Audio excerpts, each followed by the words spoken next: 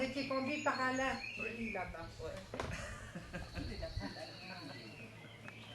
Voilà, donc François Maspero, donc, ça m'a semblé être un éditeur, quelqu'un qui compte, qui compte encore, me semble-t-il. Et on lui a rendu hommage récemment, notamment au musée de l'imprimerie à Lyon, à l'occasion, donc en 2009, à l'occasion du cinquantenaire de la création de la maison d'édition. Alors, ce qui m'intéresse chez François Maspero, c'est à la fois le fait que ce soit un libraire, un éditeur, que ce soit aussi un traducteur et maintenant un écrivain. Et au-delà de tout ça, ce qui est aussi important, me semble-t-il, c'est qu'il est, à mon sens, un honnête homme. Et dans les temps qui courent, je trouve que c'est intéressant, c'est important. C'est quelqu'un qui est resté relativement droit, je trouve, par rapport à des idéaux qui étaient les siens. Alors après, on est d'accord, on n'est pas d'accord, mais des idéaux qui étaient les siens et qu'il a continué à perpétuer à travers, y compris l'œuvre d'écrivain à laquelle il est actuellement. Donc, une des images, il y a même un livre aussi, un film de Chris Marker qui lui a rendu hommage. Et je pense qu'à la Cinémathèque de Corse aussi, on lui a rendu aussi un hommage, à peu près dans les mêmes années. Voilà, donc l'histoire de François Maspero, elle est intéressante à plus d'un titre. Alors quand on regarde un peu ce qu'il a été, et son entrée dans la vie, son entrée dans l'adolescence, elle a été particulièrement fracassante puisque il arrive donc à la Seconde Guerre mondiale, il perd son frère qui est résistant, son père aussi qui meurt dans les camps de concentration à Grunewald, et seule sa mère en réchappe. Donc déjà au départ, il aurait pu sombrer. Or, chez Maspero, je pense que c'est ce qui lui a donné une espèce de vitalité, un peu ce qu'on appelle par ailleurs, c'est une sorte de résilience qui va l'amener à traduire ça en vitalité et en générosité. Voilà. Donc ça, c'est un des premiers points. Donc, où on retrouve ce côté bienfaisant, je trouve, caché lui. Voilà, pour reprendre ce que dit Bonnet-Homme. Et là, je voudrais prendre aussi comment dire, une expression de quelqu'un que vous connaissez bien, c'est une belle personne. Marie-France ne reconnaît pas l'expression. C'est une belle personne. Voilà.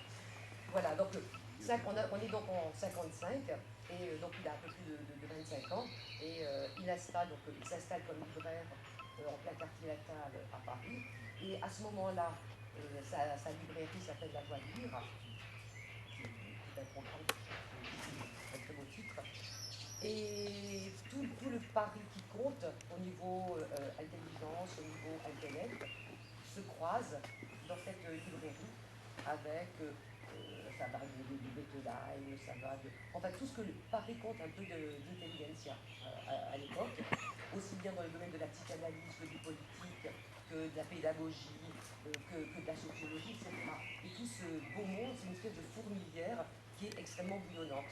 Donc 2 ans, on travaille dans cette librairie, et en 59, c'est donc l'aventure des éditions Maspero et la mise en place de ce qui va être une aventure collective.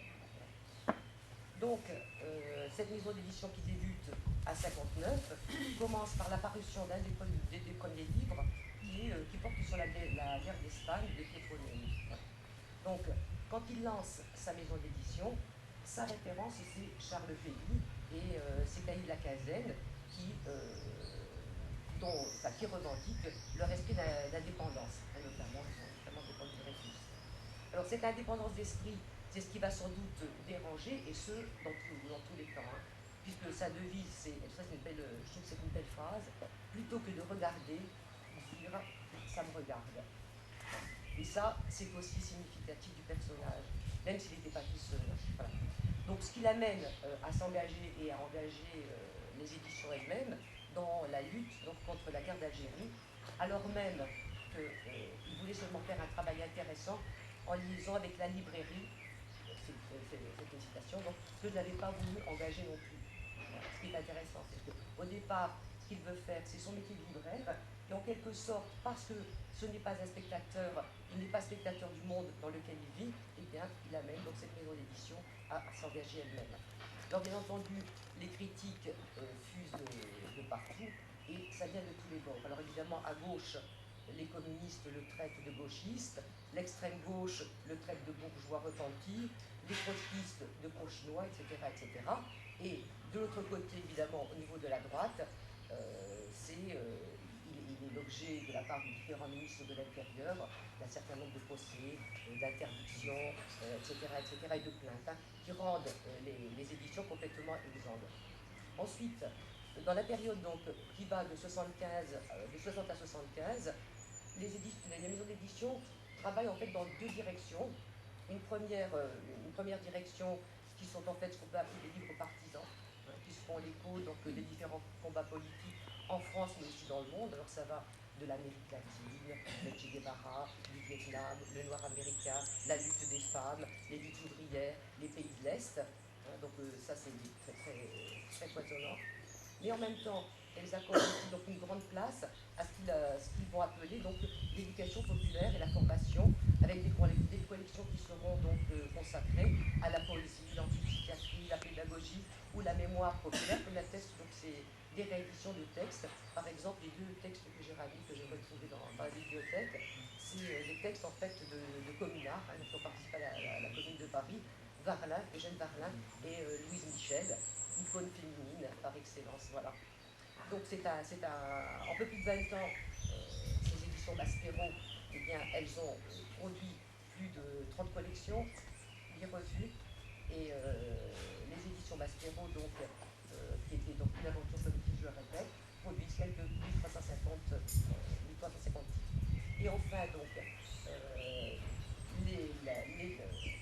l'aventure s'arrête en 82, et là, Maspero laisse la maison d'édition pour mettre en symbolique aux éditions de la découverte. Il va entamer à partir de là une autre carrière qui sera cette fois une carrière d'écrivain. Il va s'intéresser, par exemple, il y a un de ses livres qui relate un voyage, un voyage en RER. Donc pour lui, quand il explique, hein, puisqu'il a écrit beaucoup de scripts sont en partie autobiographiques, il explique qu'en fait, quand il est plus jeune, il rêvait de voyages lointains, mais finalement, ce voyage, uniquement dans la région parisienne, l'a conforté dans l'importance de ce qu'il appelle les paysages humains. Et ça, c'est aussi je pense, un des aspects fondamentaux, je pense, de ce que constitue le personnage Maspero.